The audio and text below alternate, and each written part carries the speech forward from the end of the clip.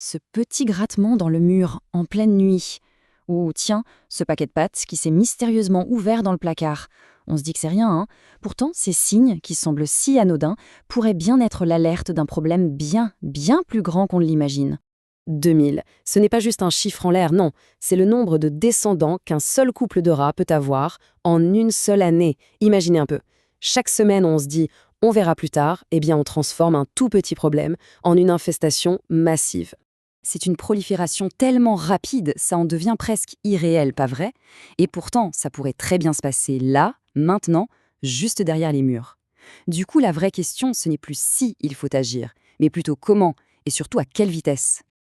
Alors, avant de partir à l'assaut, la première étape, c'est de bien identifier l'ennemi. Il faut apprendre à décoder les indices que ces petites bêtes laissent derrière elles. Les rats, faut savoir, sont des créatures très routinières. Leurs crottes, cherchez bien le long des murs, c'est leur autoroute. Les bruits, tendez l'oreille, surtout la nuit, entre 23h et 4h du matin. C'est là qu'ils s'activent. Si on voit des marques de dents sur des câbles électriques, attention, ce n'est plus juste un signe, c'est un vrai risque d'incendie. Et puis, il y a cette odeur. Cette petite odeur d'ammoniac, c'est la signature d'une activité toute récente. Et l'impact, il va bien au-delà des simples dégâts matériels.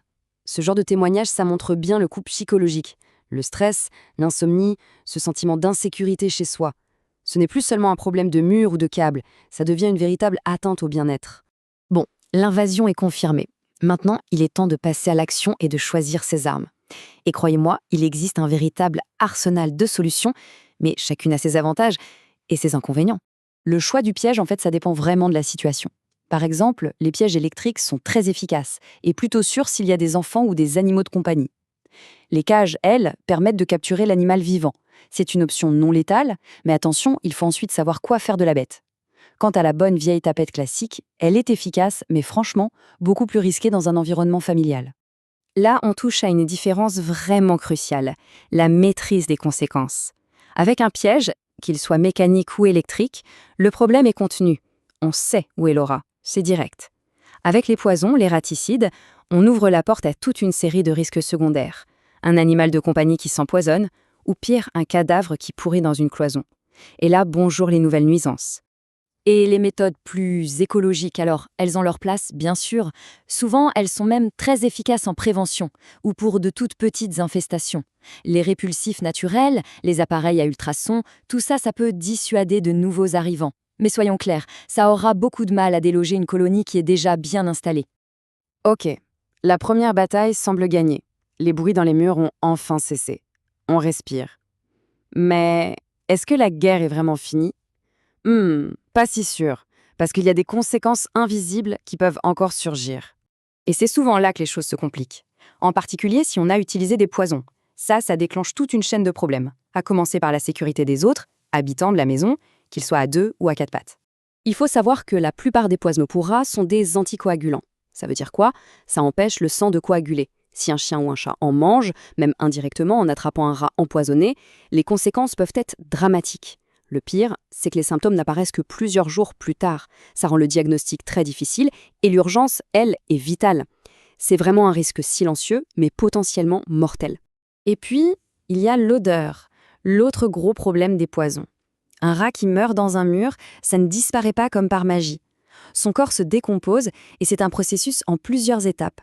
Mais c'est surtout pendant les premières semaines, les phases de ballonnement et de décomposition, que l'odeur devient absolument insupportable. C'est une nuisance olfactive qui peut littéralement rendre un logement invivable pendant des semaines.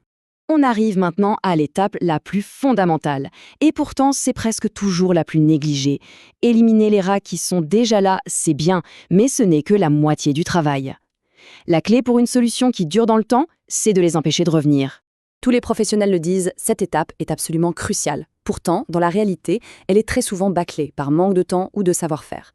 Mais il faut être clair, sans un colmatage méticuleux de tous les points d'entrée, toute l'opération de dératisation ne sert à rien. De nouveaux rats viendront simplement prendre la place des anciens. Il faut se rendre compte d'une chose. Un rat, ça peut se faufiler dans un trou de la taille d'une simple pièce de 2 €. C'est stupéfiant, n'est-ce pas? Il faut donc être intransigeant sur le colmatage. On oublie tout de suite la mousse expansive, il la ronge comme du beurre. Non. La vraie solution, ce sont des matériaux qu'ils ne peuvent pas attaquer. La limaille d'acier, des grilles, du ciment ou même des mastiques spéciaux anti-rongeurs. Voilà, le problème est réglé. Mais la lutte, elle, ne s'arrête pas à cette intervention d'urgence. C'est un combat sur le long terme, un combat qui implique de la prévention et aussi des responsabilités légales. La meilleure des préventions, finalement, c'est de rendre son logement totalement inhospitalier pour les rats. En gros, il faut leur couper les vivres. Plus de nourriture facile, plus d'eau accessible. Ça veut dire des poubelles toujours bien fermées, toute la nourriture stockée dans des boîtes en verre ou en métal, réparer la moindre petite fuite d'eau et garder un extérieur propre et entretenu. C'est un peu les 4 piliers d'une forteresse anti-rats. Et l'attention, il y a un point qu'on oublie souvent mais qui est essentiel. Lutter contre les rongeurs, ce n'est pas juste une question de confort. C'est une véritable obligation légale. Le règlement sanitaire départemental est on ne peut plus clair là-dessus. Les propriétaires, comme les locataires, ont l'obligation de maintenir les lieux sans nuisibles et d'agir immédiatement si une infestation est constatée. On a vu que sceller sa propre maison, c'est une étape clé. Mais le problème, c'est que les rats, eux, ils ne connaissent pas les limites de propriété. Ils se fichent de savoir où commence le jardin du voisin. La seule solution vraiment durable, elle doit donc être collective. La vigilance et la prévention, ça doit dépasser le pas de notre porte pour s'étendre à tout le quartier. Et c'est ça, le véritable défi.